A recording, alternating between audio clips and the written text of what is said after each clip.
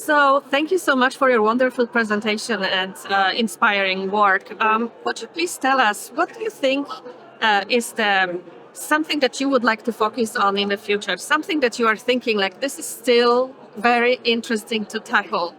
Yeah, so as I mentioned, I'm really interested now in the CNS. I never thought I would be going there, but I'm really enjoying looking at receptors in their native environments. I think there's so much we can learn as opposed to recombinant and expressed proteins.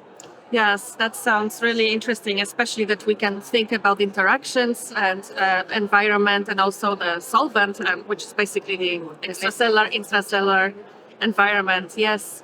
And so you're developing new technologies. Do you think there is some new breakthrough coming? I mean, I know you are breaking barriers all the time, but just like something new that is coming and you see that to something very soon we will learn something new about technology. I mean, I like the idea that we'll take endogenous proteins and image them on our grids. We haven't done this yet. They're recombinant and they're quite small.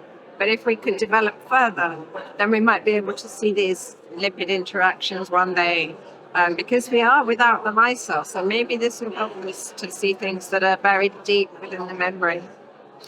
Yeah, I agree with you. That's a native environment. And so, okay, so just maybe a little bit more general question. So, what do you think it's like the way to go in research? Where should we go next for our future? How should we work?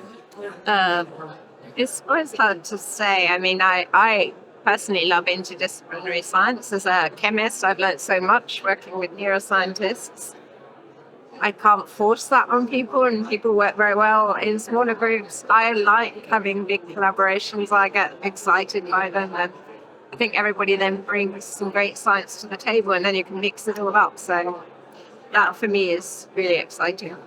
Thank you so much. Thank you for My giving us pleasure. the time. Pleasure.